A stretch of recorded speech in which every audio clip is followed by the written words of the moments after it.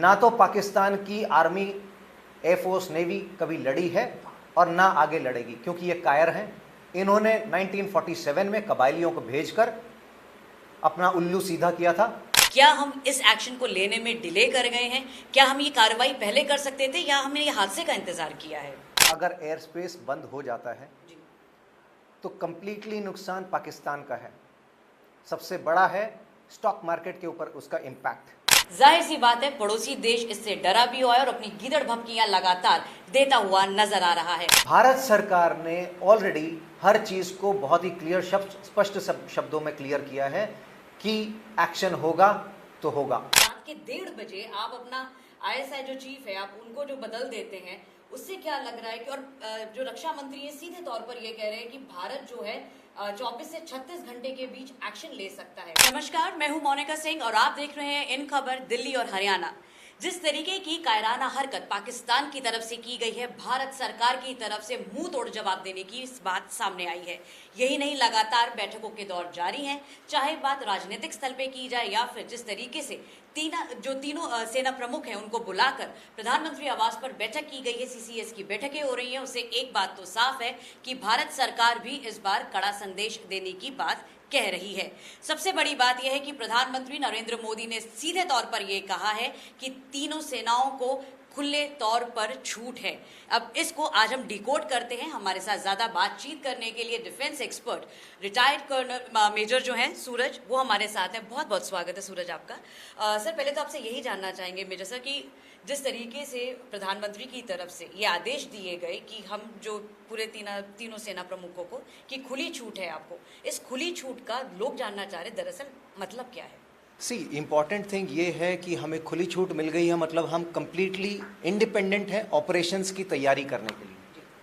जी। और इन ऑपरेशंस के दौरान हम एलओसी के ऊपर beat Jammu and Kashmir, Punjab, parts of Rajasthan और गुजरात कंप्लीटली इंडिपेंडेंट हैं।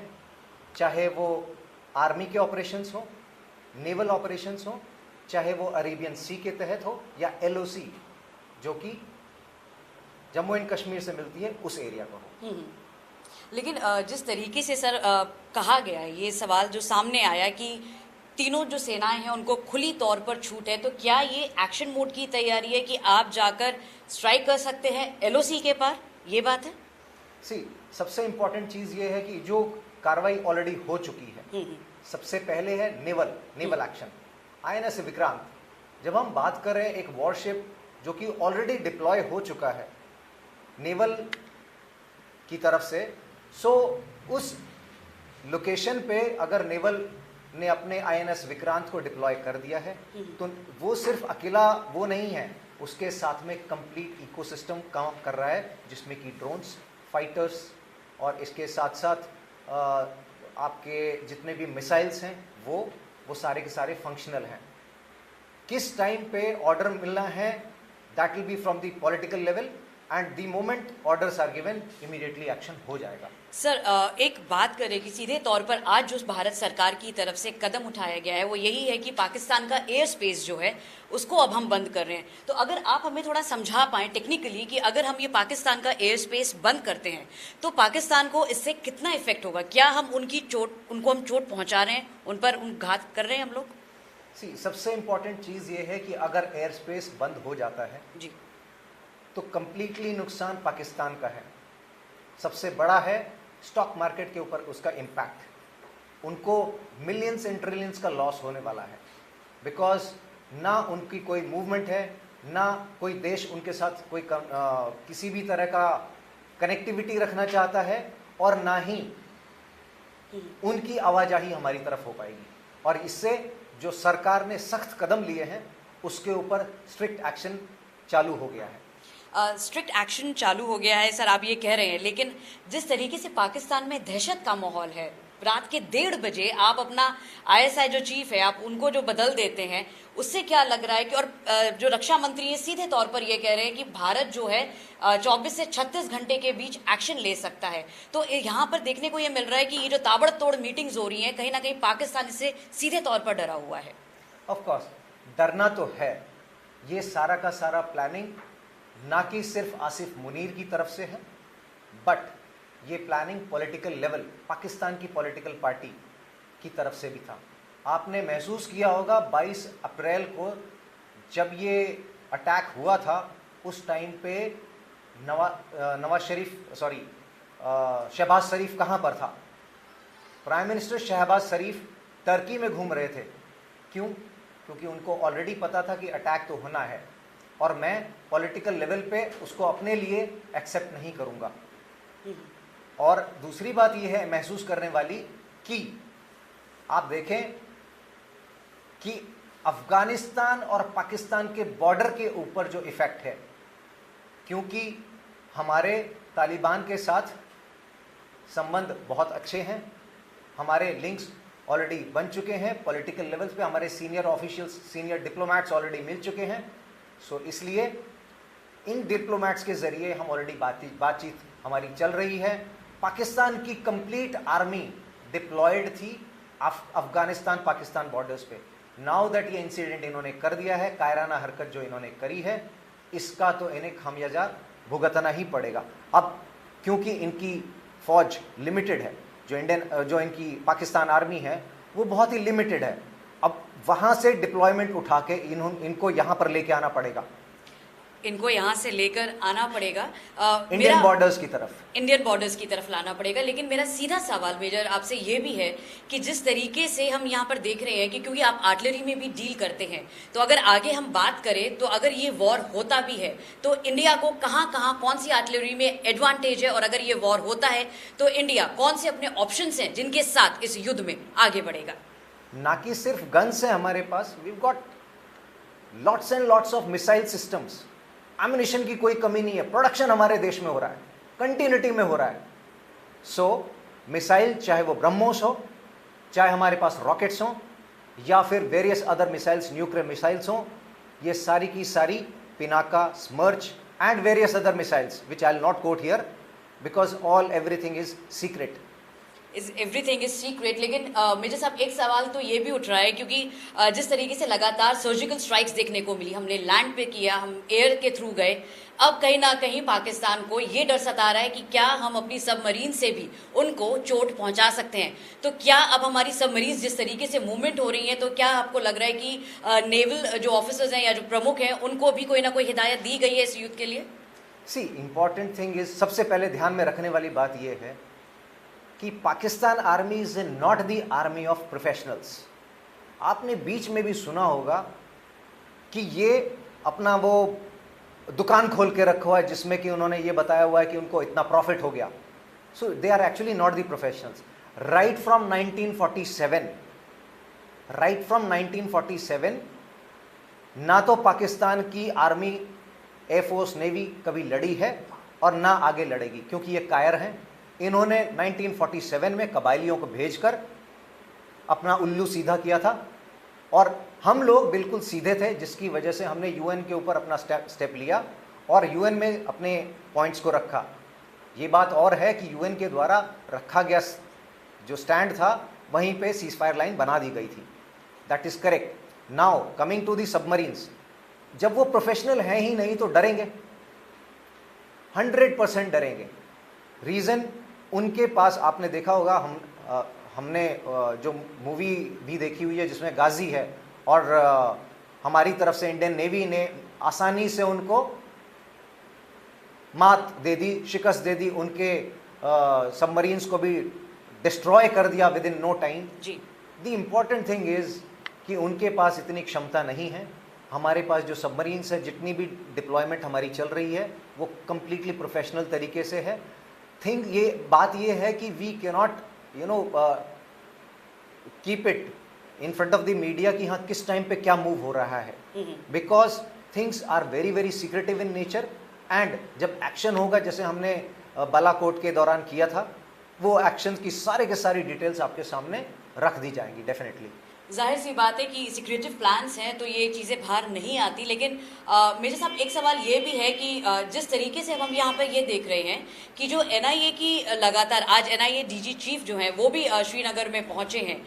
अब क्योंकि एनआईए की तरफ से जो डिप्लॉयमेंट है वो दोगुनी कर दी गई है, ताकि कोई सबूत मिल सके, कोई दस्तावेज मिल सके, कुछ ऐसी जो डॉक्यूमेंट्स हैं हम रख सके सामने, डोजियर रख सकें जिसमें पाकिस्तान के इन्वॉल्वमेंट की बात हो। और जो सबसे बड़ी बात सामने आ रही है, आपको ये भी बता दें कि ये जो रेकी की गई थी ये सिर्फ बाईसरान घाटी में नहीं थी, बल्कि 3 और लोकेशंस थी जहां को ट्रैक डाउन करने की कोशिश की जा रही थी। तो ऐसे में मेरे साहब ये भी जानना बेहद जरूरी है कि क्या ये जो ट्रैक डाउन या ये रेकी हो रही है या फिर एनआईए की जो तादाद बढ़ाई जा रही है ऑफिसर्स की, उससे हमें मदद मिलती हुई नजर आएगी? ऑफ कोर्स मदद डेफिनेटली मिलेगी।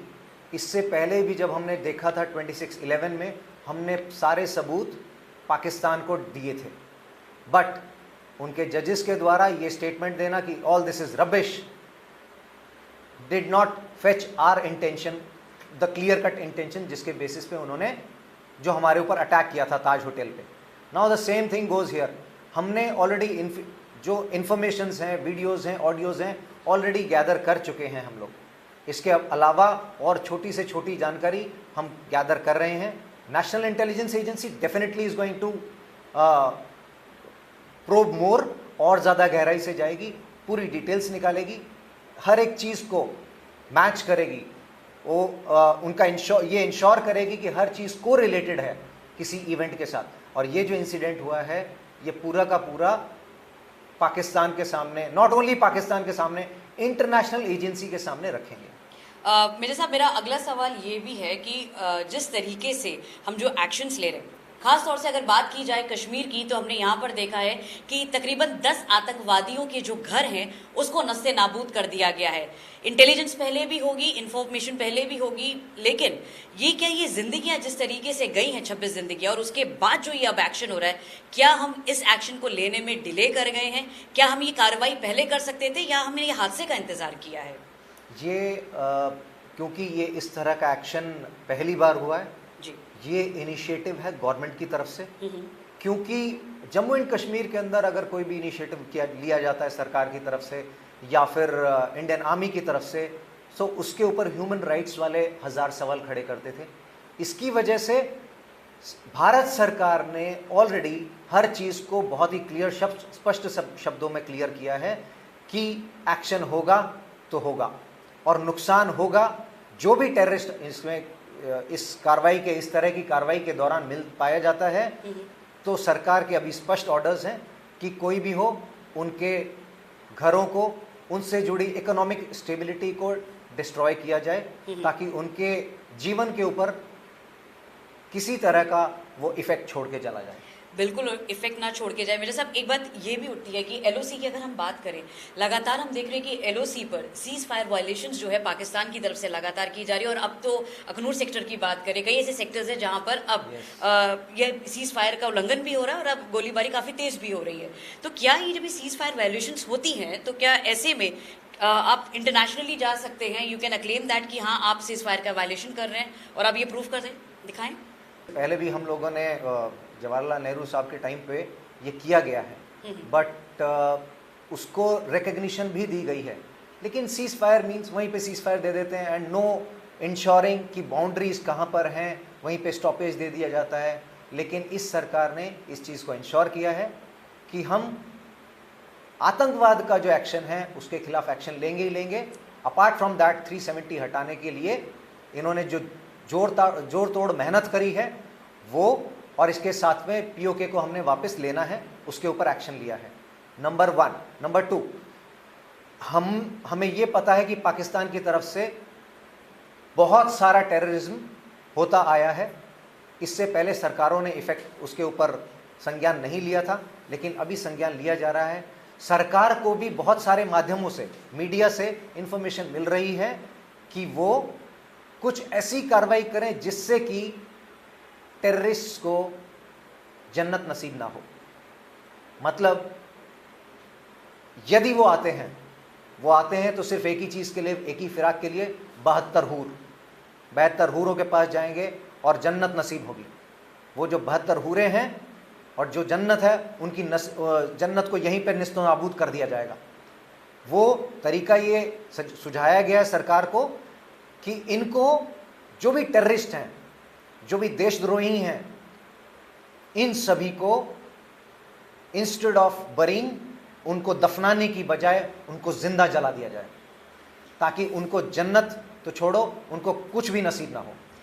मेरा आखिरी सवाल आपसे यही है मेजर साहब कि जिस तरीके से हम देख रहे हैं कि लगातार जो सेक्टर्स की हम लगातार बात कर रहे हैं, श्रीनगर में और कश्मीर में, यहाँ पर एक लोकल सपोर्ट, लोकल टेररिज्म को हम काफ़ी ज़्यादा देख रहे हैं कि यहाँ पे मिला है। जाहिर सी बात है क्योंकि ये पूरी जो ये प्रकरण या जो पूरी घटना हुई है बिना लोकल सपोर्ट के नहीं हो सकती। तो ऐसे में लोकल्स के बीच में आर्मी को अब किस तरीके से वो पैठ, वो विश्वास जगाने की ज़रूरत है ताकि जो ऐसी घटना है या फिर जो ऐसे जो टेररिस्ट जो पनप रहे हैं, लोकल टेररिस्ट, उनको नस्ते नाबूद कर दिया जाए। सबसे इंपॉर्टेंट ये है कि पहले जो सरकारें थी, किस तरह से एक्शन लिया जाता था, वो बहुत इंपॉर्टेंट था।